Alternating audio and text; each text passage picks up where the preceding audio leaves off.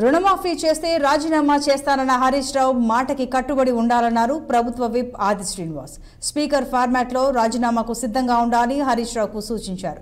రైతు రుణమాఫీ ప్రారంభం కావడంతో రాజన్న సిరిసిల్ల జిల్లా కోనరావుపేట మండలంలో సంబరాలు నిర్వహించారు.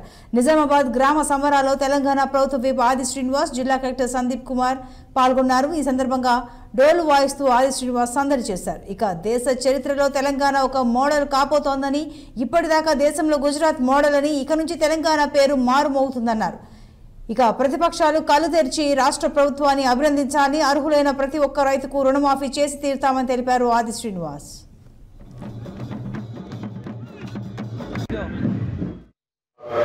ఈరోజు రైతులకు రుణాన్ని ఇచ్చేటువంటి రుణమాఫీ చేసే కార్యక్రమం చేస్తున్నాం.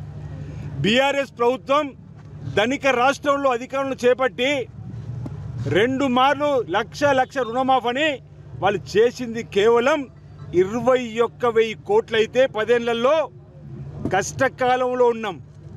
గత బీఆర్ఎస్ ప్రభుత్వ వైఫల్యం 7 లక్షల కోట్ల అప్పుల్లో ఈ రాష్ట్రం ఉన్నప్పటికీ రైతులకు ఇచ్చిన మాటకు కట్టుబడి ఉండాలని చెప్పని ఎంత కష్టమైనా అన్నాడు. నిన్న మా ముఖ్యమంత్రి రేవంత్ రెడ్డి గారు అన్నాడు, మా డిప్యూటీ సీఎం బట్టి విక్రమార్క గారు రైతు రుణమాఫీ చేయడానికి నిద్ర లేని రాత్రులు గడిపినాం, పైసా కూడబెట్టినాం, దుబారా ఖర్చులు ఆపినాం, లీకేజీల ద్వారా పోయే డబ్బును ఆపినాం.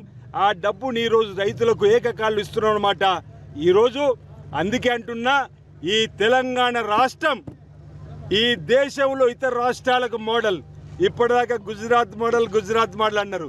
ఈ రోజు నుంచి తెలంగాణ మోడల్ అది సోనియా గాంధీ, రాహుల్ గాంధీ గారు ఇచ్చిన మాట, రేవంత్ రెడ్డి గారు ఇచ్చినటువంటిది ఈ రోజు నుంచి దేశవ్యాప్తంగా ప్రపంచవ్యాప్తంగా వెళ్ళేటువంటి కార్యక్రమం ఈరోజు.